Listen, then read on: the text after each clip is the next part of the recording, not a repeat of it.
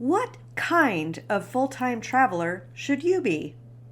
Is it better to be a digital nomad or a remote worker? Should you travel alone or with someone? How do you figure it all out? Let's dive into all these juicy questions on this week's episode.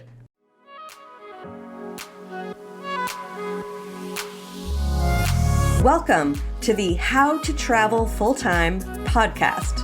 I'm your host, Heather Markel. If you're dreaming of full-time travel or moving abroad, but stuck at the emotional, financial, and logistical challenges, this podcast is for you. I'll help you trade overwhelm for information that gets you from down and stuck to up and going.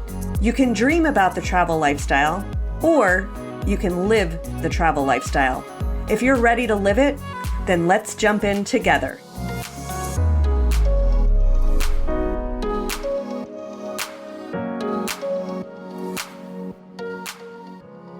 Discovery, but more on that in a future episode.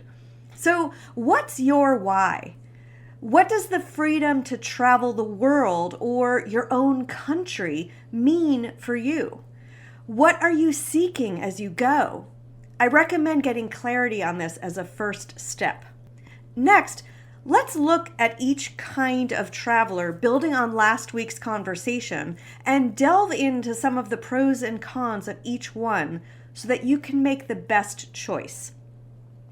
The reason for this is figuring out how you want to travel, the kind of traveler you want to do, does have an impact on things like figuring out your budget, figuring out where you're going, how you're going, and so forth. So again, this is a really great starting point. This episode is meant to be a high-level overview to get your brainstorming going. This episode also includes a free download to help you figure this all out.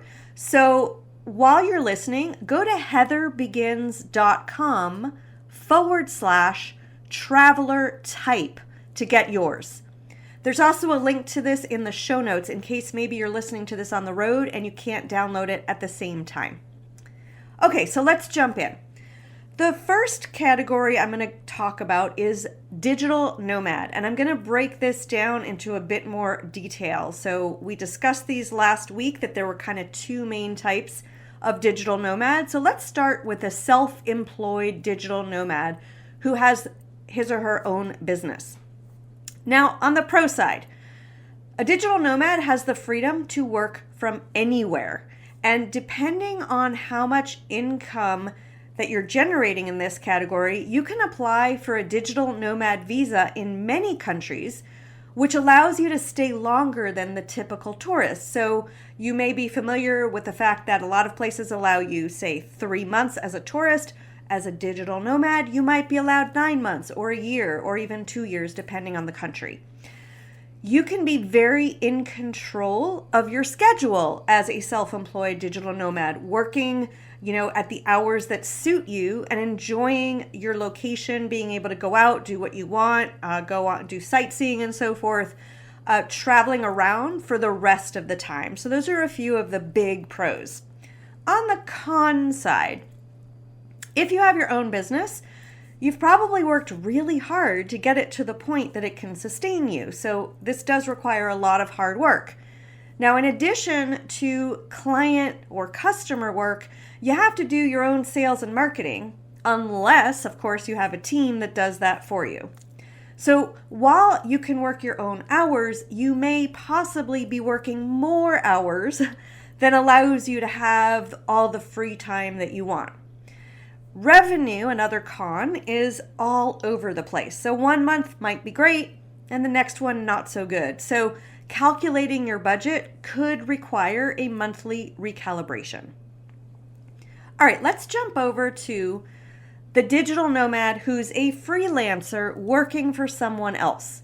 On the pro side, because you're working for someone else, you probably have a more reliable income. So you've signed a contract or have some deal with someone and you've negotiated some sort of regular monthly income. Maybe you get bonuses too, but month to month, you're probably banking on, literally, pun intended, the same amount of money per month.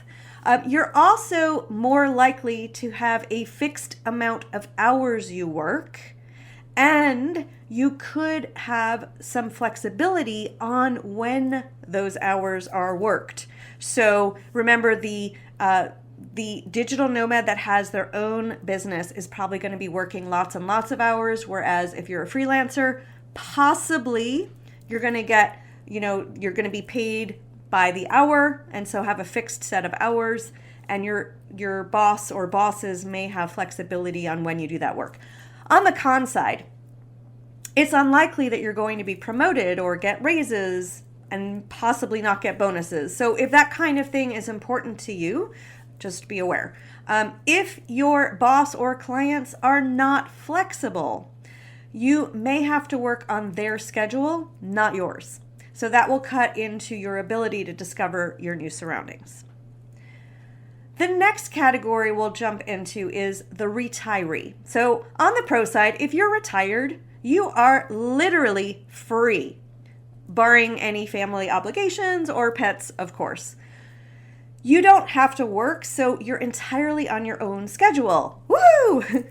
So you can tap into your retirement savings. Yay! So this is a phase, and the only one, right, where you should be and can be tapping into your retirement savings, maybe your pension, 401k. So all of this is going to start paying out. So if you've planned well, you have a bunch of income to tap into, and you'll have a decent amount of it, the income and savings you can use. On the con side, you do need to focus on your budget and make sure that you don't overspend. Now, this is true for anyone, but of course, a retiree, if you have those buckets of money as your income, of course, you don't want to spend more than that. And if you are keeping a home somewhere while you travel, again, that has to be factored into your budget. Health insurance is more expensive as we age, and of course, more important to get. You have to make your own routine, which after leaving work is as much of a challenge with travel as it is if you stayed in one place. And also, health considerations could make certain destinations more challenging. So that's the retiree. Next category, what I call the divorcee, or the person that might have just suffered an emotional event, an emotional loss, for example. The pro here is if you're traveling as someone in this category, you get to be someplace new where you can look forward, right? So you get to see who you are now without your past life, your past people around you, right? So you don't have to go past that same cafe, the same restaurant, which has all these memories for you. So without all of that, you get to create who you want to be now. If you're recently divorced, it's an opportunity to reconnect with yourself and adapt to being a me instead of a we. You might want to try activities you've never done or go places you always wanted to and never got to explore. And you may find kindred spirits as you travel.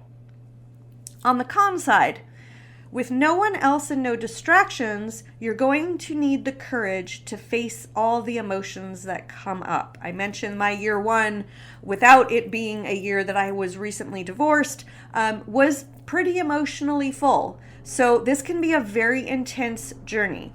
So figuring out on top of this, right, figuring out and sticking to a budget can be even more of a challenge when you're already dealing with those strong emotions at the same time.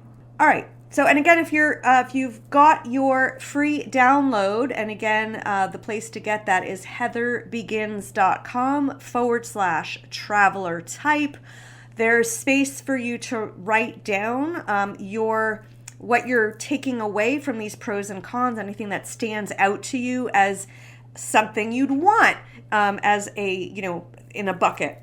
Or in the cons list, if you're noticing things that you don't like about it, write those down too, and that will help you figure out which kind of traveler you're best suited to be.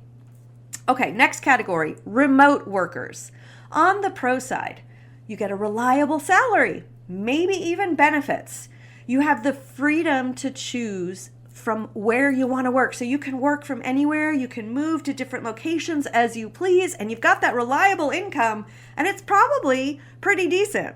So these are great pros. You might also be able to get promotions, but sometimes, of course, as a remote worker, depending on your company and where they are with the remote work feeling, they may prefer to promote, of course, people that are, I was going to say sur place, thinking in French, sorry, that are on location at the company headquarters, for example. So you'll have to see. But having that great salary and freedom to choose where to work is pretty cool.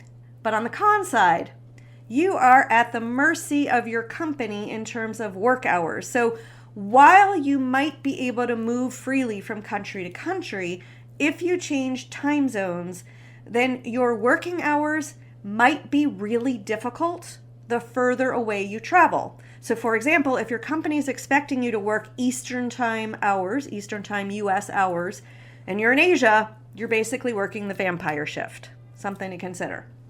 Okay, what about expats? So expats, which are slightly different than remote workers, as we discussed last week, on the pro side, again, you're going to have that reliable salary and the benefits. So you're probably not going to be worried about income and money. You have a definite home base. So if you want to make sure that you are traveling with a home base, this is a great lifestyle. A lifestyle choice, and your work hours are quote unquote normal daytime hours, unless of course you're expected to work overtime. On the con side, you are at the mercy of your company in terms of not just work hours, but also location. So that means while you can definitely travel, it might be really exciting to move from New York to Paris, you're still based in Paris. And the only time you can travel and explore is when you're off work or on vacation. So that means if you want to explore Paris on the weekend or go to Giverny or take a train to like Rouen or like go somewhere a couple hours away, you can do that on a weekend. You might also be able to fly somewhere nearby on vacation. But if you wanted to explore really far away places, that can become more and more difficult. And of course, I did use France as an example, and we all know that they have slightly more vacation time than the rest of us. So that can be great. If you are based in France, you might actually have that more vacation time to be able to explore more. But if not, if you have limited vacation time, then exploring those faraway places, as I mentioned, could be more challenging. Next category, sabbaticales. I coined the term, sabbaticales. Okay, maybe I didn't. I'm not sure. I'll have to look that up. But anyway, all right, on the pro side, you have free time and you can do whatever you want with it, similar to someone that's retired. Since you're just taking a break, you've probably either saved up enough money for your travels, or even better, maybe you're being paid some portion of your salary while you're away from the office. You can really indulge in the travel and release your responsibilities for a while, which can help you tap back into yourself. So I think it's sometimes really helpful to be able to just release, go away, get away from it, and know that when you come back, you have your reliable job and salary waiting for you. On the con side, you may not be used to so much free time and you may struggle to figure out how to fill it. So one possibility is, like the retiree, you got to make your own schedule, and it is overwhelming, especially at the start. The other, on the flip side, the other thing is you may end up loving the lifestyle and maybe you don't want to go back to work. Or you may discover you want to do something very different than you are doing right now. And our final category is the career breaker. On the pro side, again, your time is yours. Again, you can do whatever you want. You can travel where you want with no constraints. You can indulge in your time off, or you could be using the time to explore future career options as you travel. So you might aim to network and discover new career paths as you go. And of course, if you discover that you love the lifestyle or you want to do something completely different, then you're not actually contracted to go back to your before job when you take a career break. On the con side, depending on how much spare income you have, and whether you're holding on to a home base, you may have a limited budget. And if you start enjoying the lifestyle, you'll realize that a planned career break begins to feel very short. So for the final part of this week's episode, let's look at another big choice. Should you travel solo or with someone?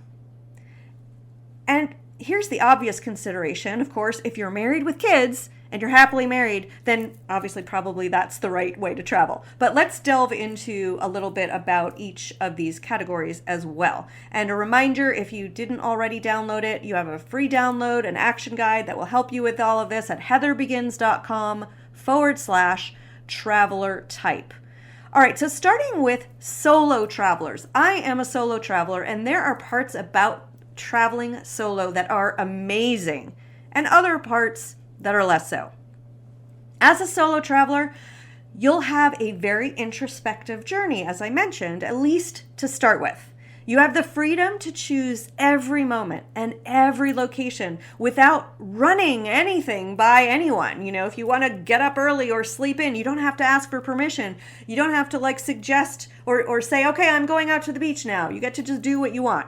And the other thing is, though, that of course that means you have to do everything yourself.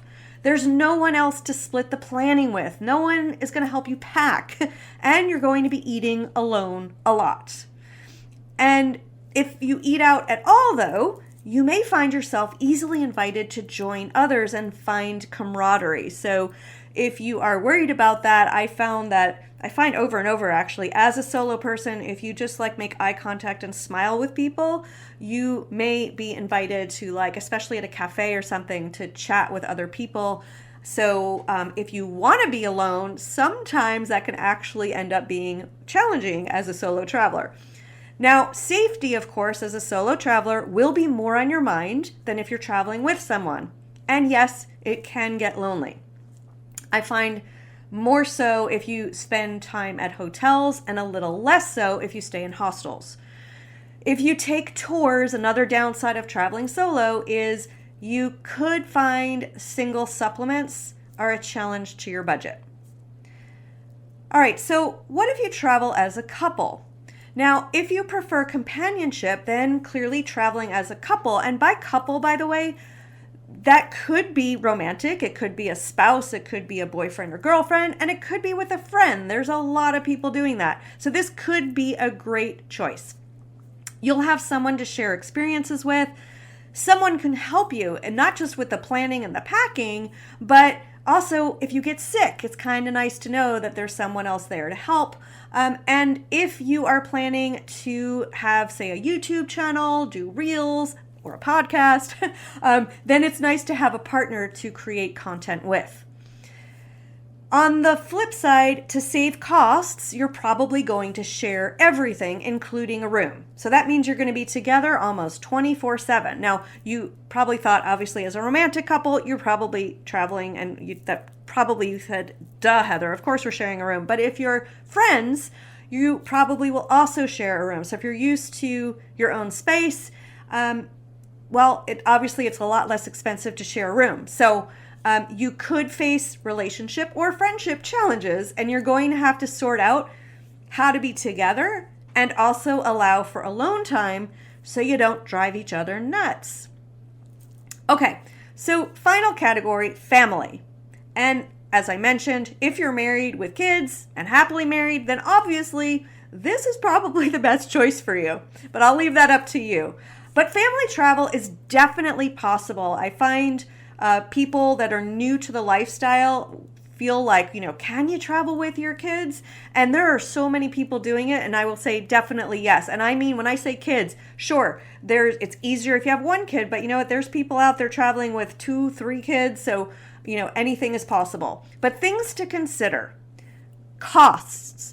Family travel is obviously more expensive because there's more people. So yes, you might be able to get an Airbnb or some not expensive accommodation, even free, but you still got to cook for everyone, and you got to get the food. And obviously if you're feeding 3, 4, 5 people, it's a lot more than feeding 1 or 2 people.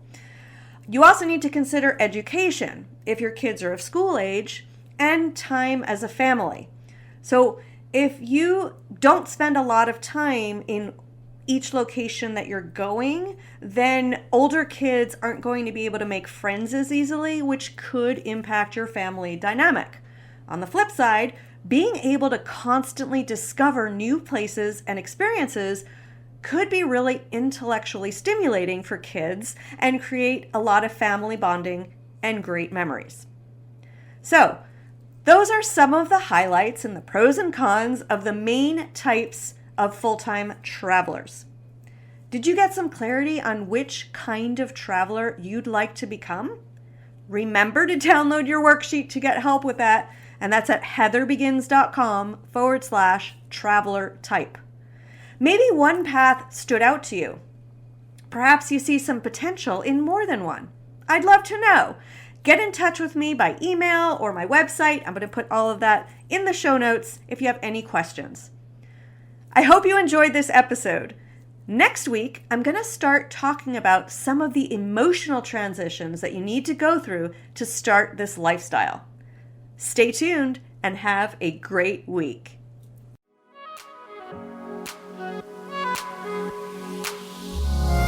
Thanks so much for listening to the How to Travel Full-Time podcast. If you loved it, please leave a review and let us know. Make sure to subscribe to get the latest episodes. Check out the show notes for important resources related to this episode, and come visit us at travellifestylecoach.com to learn more great information. If you're ready to get started with the lifestyle, go to moneyfortravelbootcamp.com, where you can learn all the strategies to afford this amazing lifestyle. Talk to you next week.